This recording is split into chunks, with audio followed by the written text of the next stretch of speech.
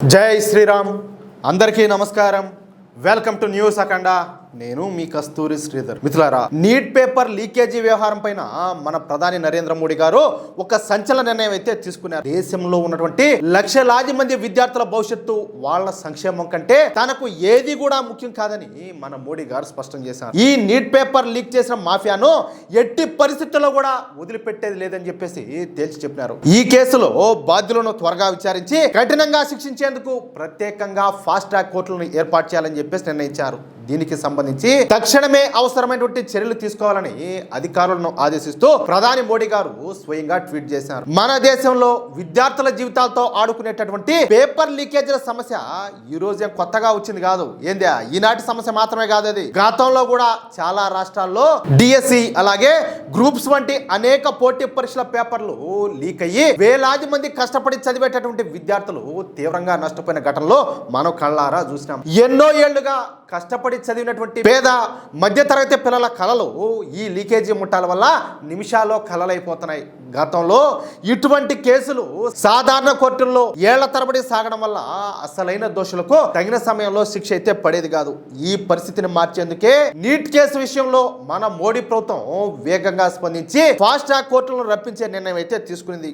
దీనివల్ల కేసు విచారణ అనేది వేగవంతమయ్యి దోషులకు ఫాస్ట్ గా శిక్ష పడే అవకాశం ఉంటుంది. ఇదంతా కూడా ఎట్లుంటే, నీట్ పేపర్ లీక్ పైన జరుగుతున్నటువంటి ఈ ఆందోళన వెనక ఒక సంచలన కుట్రకోణం వెలుగులోకైతే వచ్చింది. ఆగస్టు 15వ తేదీ వరకు కాక్రోచ్ జనతా పార్టీ చేపట్టినటువంటి ఈ ఆందోళనలను ఇలాగే కొనసాగిస్తే ఏకంగా 10 కోట్ల రూపాయలు ఇస్తానని చెప్పేసి ఖలిస్తానీ నేత గురుపత్వంత్ సింగ్ పన్ను చెప్పినట్లు ఉన్నటువంటి ఒక వీడియో ఇప్పుడు తీవ్ర దుమారం అయితే రేపుతుంది. నేను కాక్రోచ్ జనతా పార్టీ లీడర్లతో జూమ్ కాల్లో మాట్లాడిన, కేంద్ర ప్రభుత్వంతో జరిపేటటువంటి చర్చలను తిరస్కరించాలని చెప్పేసి వాళ్ళకు చెప్పినానని చెప్పేసి ఈ పన్నుగాడు ఆ వీడియోలో పేర్కొన్నాడు. అంతేకాకుండా మోడీ పతనం మాత్రమే సరిపోదని, భారతదేశం ముక్కలు కావడమే అసలైన పరిష్కారం అని చెప్పేసి వాడు కారు కోతలు కూశాడు.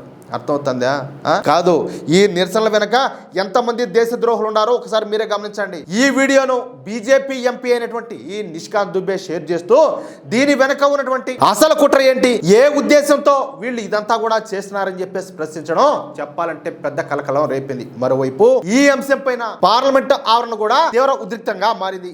అధికార అలాగే ప్రతిపక్ష ఎంపీలు ఒకరికొకరు పోటాపోటీగా నిరసనలకు దిగినారు. కేంద్ర విద్యాశాఖ మంత్రి ధర్మేంద్ర ప్రధాన్ తక్షణమే రాజీనామా చేయాలని ప్రతిపక్షాలని కూడా పట్టుబడితే బీజేపీ కౌంటర్ ప్రొటెస్ట్ అయితే చేపట్టింది. పార్లమెంట్ మక్కర్ ద్వార్ దగ్గర కాంగ్రెస్ అధ్యక్షులు మల్లికార్జున ఖర్గే, రాహుల్ గాంధీ అలాగే ప్రియాంక గాంధీలతో పాటు ఎస్పీ చీఫ్ అయినటువంటి అఖిలేష్ యాదవ్ ఈ ఆందోళనలో పాల్గొన్నాడు. ఇరుపక్షాల నినాదాలతో తీవ్రమైన గందరగోళం ఏర్పడడంతో సభలంతా కూడా వాయిదా పడినాయి.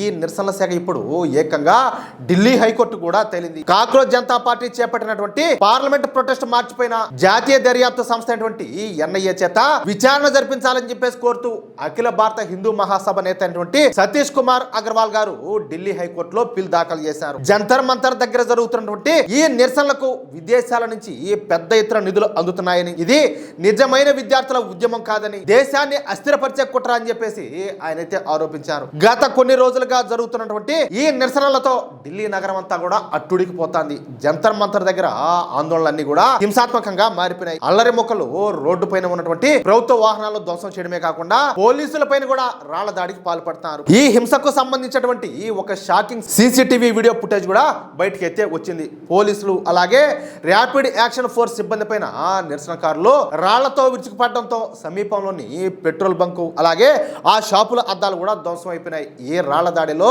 ఏసీపీ అయినటువంటి వివేక్ భగవత్ తో పాటు 5 పోలీసులు కూడా తీవ్రంగా గాయపడినారు. భద్రతా కారణాల దృష్ట్యా ఢిల్లీ మెట్రో ముందస్తు చర్యగా 16 మెట్రో స్టేషన్లు అయితే మూసేసింది. అయితే ఈ హింసతో తమకు ఎలాంటి సంబంధం లేదని ఈ కాక్రోచ్ జనతా పార్టీ నేతలు చెప్తా ఉన్నప్పటికీ నిరసనల ముసుగులో అరాచకం సృష్టించిన దృశ్యాలు సీసీటీవీలో స్పష్టంగా నమోదైనాయి. వీళ్ళకి సంబంధం లేకపోవడం ఏంది, లేకపోతే వీళ్ళకు వీళ్ళ తాతకు సంబంధం ఉండదా? మొత్తం దేశ వ్యతిరేక శక్తులు, హిందూ వ్యతిరేక శక్తులు అందరూ కూడా వాళ్ళకి సపోర్ట్ చేస్తారు. అందరూ కూడా ఆడనే ఉన్నారు. వీళ్ళ సంబంధం లేదు. ఇంకా ఏం సంబంధం లేదు. వీళ్ళ కొంటలే మెట్టుతో కొట్టకుండా ఒక్కొక్క గల్తి ఉండవడంలా కూడా నీటి విద్యార్థుల భవిష్యత్తు కోసం అంటూ మొదలైనటువంటి ఒక నిరసన ఇప్పుడు విదేశీ నిధుల ఆరోపణలతో పాటు హింసాత్మక ఘటనల వైపు దారి తీయడం నిజంగానే ఆందోళనకరం. ఏది ఏమైనా సరే ప్రభుత్వం ఏర్పాటు చేయబోయేటటువంటి ఫాస్ట్ ట్రాక్ కోర్టుల ద్వారా పేపర్ లీకేజీకి బాధ్యులైన దోషులకు త్వరలోనే తగిన శిక్ష పడేటటువంటి అవకాశం అయితే ఉండాలి. అదే సమయంలో ఈ నిరసనల ముసుగులో హింసకు పాల్పడే వాళ్ళపైన అలాగే విదేశీ కుట్రలపైన దర్యాప్తు సంస్థలు కఠిన చర్యలు తీసుకోవడం ఖాయంగా కనపడుతుంది. అది అసలు విషయం.